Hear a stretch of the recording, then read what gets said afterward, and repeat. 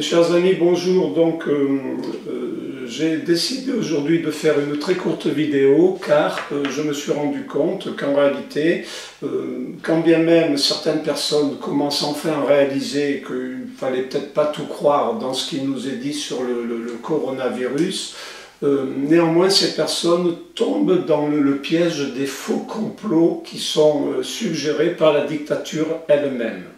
Donc je vais vous dire quels sont les vrais objectifs de cette instrumentalisation du coronavirus. D'ailleurs, l'instrumentalisation du corona, c'est le titre de mon dernier essai que vous pouvez vous procurer sur Amazon.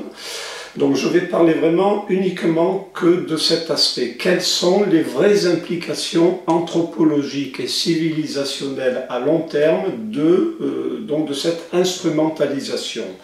Mais dans un premier temps, très rapidement, je voudrais d'abord mettre en garde contre la découverte de tous ces petits complots qui en réalité sont suggérés par la dictature elle-même de façon à vous empêcher de découvrir le vrai complot. Un petit peu comme un os qu'on donnerait à un chien pour qu'il cesse de nous embêter en aboyant.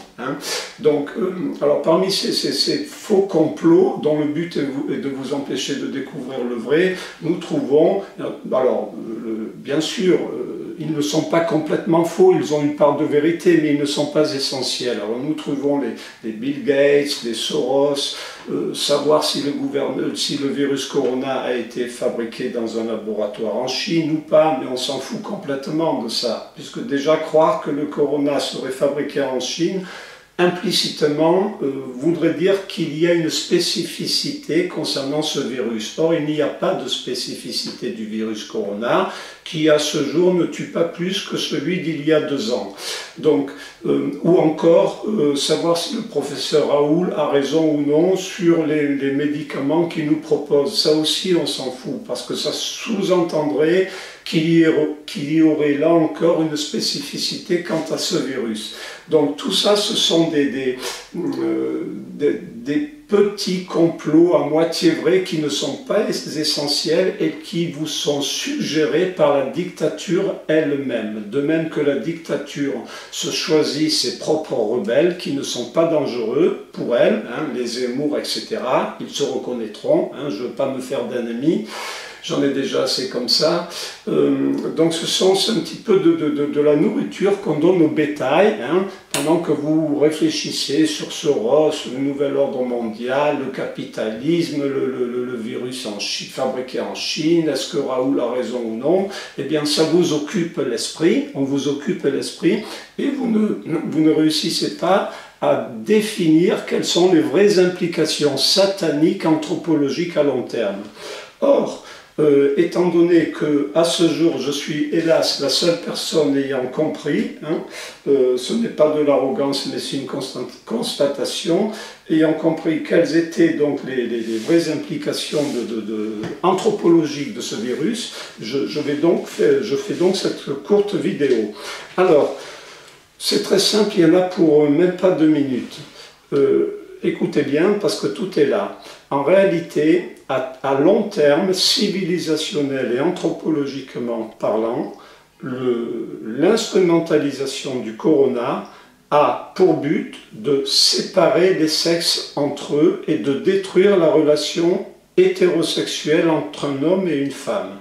Par l'intermédiaire de la peur de l'autre, la peur d'être contaminé, nous allons aller, car il viendra bien un moment où on va nous dire non, le virus s'attrape aussi par voie sexuelle, donc il faut trouver une autre solution. On va nous dire, il va falloir les amis, que vous assuriez votre reproduction par la PMA, par la fécondation, donc in vitro, de façon à éviter les risques. En outre, cela correspond à la passion égalitariste de la dictature féministo-maçonnique et qui est à la base du politiquement correct mondial, cette passion égalitariste qui ne supporte pas que, finalement, les hétérosexuels aient un avantage quant à la reproduction de l'espèce par rapport aux homosexuels, qui eux sont obligés effectivement de passer par la PMA pour se reproduire. Donc ça c'est insupportable pour la dictature, c'est pourquoi il va falloir que les hétérosexuels passent aussi par la PMA. Il va falloir qu'il y ait donc ce phénomène de PMA pour tous, pas pour tous les homosexuels, pour tout le monde et surtout pour tous les hétérosexuels, de façon à ce qu'il y ait une égalité parfaite quant à la reproduction de l'espèce entre les hétérosexuels et les homosexuels, car cette inégalité est considérée comme une injustice par la dictature qu'il faut donc mettre à l'écart, qu'il faut annuler. Alors donc, ça c'est le premier point, développer la PMA pour tous. Deuxième point, quand la reproduction de l'espèce passera uniquement par la PMA, du coup, ça va développer l'homosexualité. Pourquoi? Parce que le ciment de la relation homme-femme, c'est cet érotisme diffus, qu'il soit consommé ou non, c'est quand même ce qui cimente la relation homme-femme.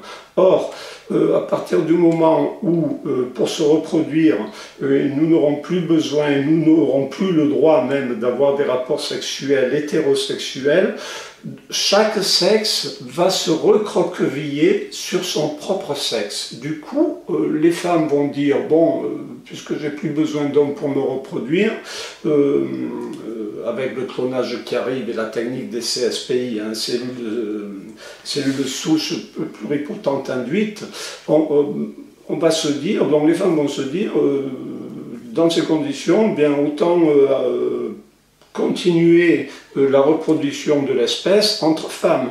Et les hommes vont avoir le même raisonnement.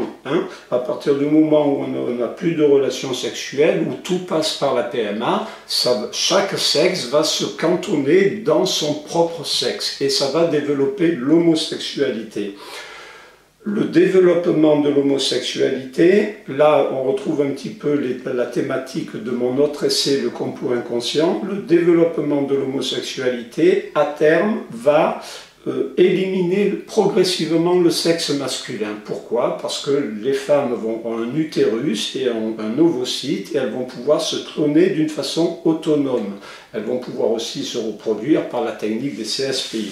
Elles vont pouvoir fabriquer leurs propres spermatozoïdes. Il faut voir les explications du grand professeur de biologie, le professeur Joannet. Donc, développement de l'homosexualité qui va mener à l'indifférenciation pour tous, c'est-à-dire il n'y aura plus qu'un seul sexe.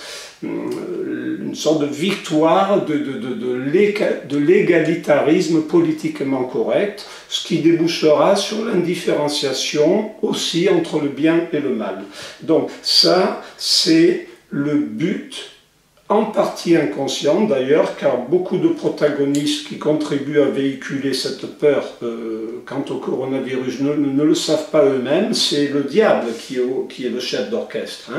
Donc le but suprême, et ça j'aimerais que vous le compreniez, parce que toute autre orientation est une perte de temps qui rend service à la dictature. Le but fondamental de cette instrumentalisation du corona, c'est développer par la peur de l'autre, donc stopper la relation hétérosexuelle, développer la PMA pour tous, dissocier la reproduction de l'espèce de l'acte hétérosexuel. La PMA va à son tour développer l'homosexualité, comme je viens d'expliquer pourquoi, et au final, cela va mener à la disparition donc, de l'être humain du sexe masculin, qui est accompagné par cette culture de haine contre l'homme, les hashtags dénonce ton porc, etc. Donc voilà le but de l'instrumentalisation du coronavirus. Séparer les sexes entre eux, développer la PMA pour tous, qui va développer l'homosexualité. C'est ça et rien d'autre. Et les complots qui sont à moitié vrais, que la dictature vous donne à manger comme on donne à manger aux vaches, aux cochons et au bétail, ce sont des petits complots placebo dont le seul but est de vous empêcher de comprendre l'essentiel. Voilà mes chers amis, donc si vous êtes d'accord, partagez cette vidéo.